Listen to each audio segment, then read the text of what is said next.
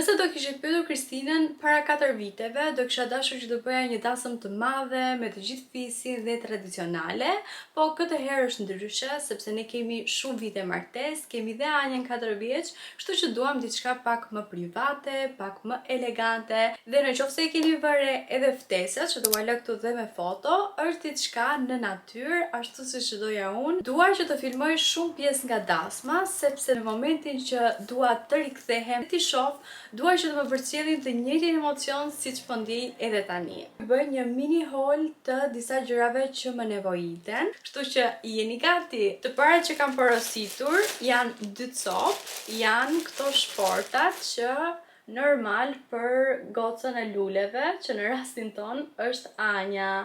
E kam marrë të bardhë, kishte edhe opsione shumë të tjera shumë të bukura, por e kam marrë të bardhë sepse normal dua që t'ja përshtas edhe me fustanin. Ka dhe këtë detajin e perlës këtu. Gjëja tjetër që kam marrë, kjo është për të ftuarit. Janë disa nga këto freskuse, duke qenë se është verë dhe është super vap. Shikojini pak sa të bukura që janë. Super freski bëjnë këto.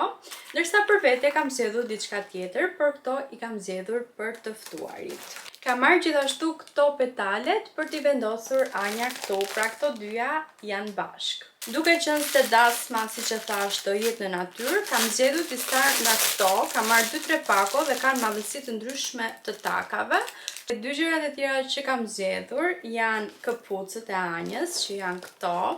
Okej, pas kam dhe një fjongo këtu. Shikojni pak, këto janë këpucët që i kam zgjedhur Anjës, por normal do zgjedh edhe një palë të tjera që t'i ketë rezervë. Dhe kam marrë edhe një fjongo, por nuk e di a doja përdor apo jo, është thjesht fjongo e bardhë. Dhe këto të tjerat janë vathat e mi, normal kam edhe opsione të tjera, por këto janë të preferuarit e mi. Shikojni pak sa të bukur që janë. Këtu është me perlë dhe këtu është me gur. Kjo ishte video e parë dhe ky ishte mini hauli i parë rreth dasmës. Në vijim dëgjohemi me video të tjera. Bye!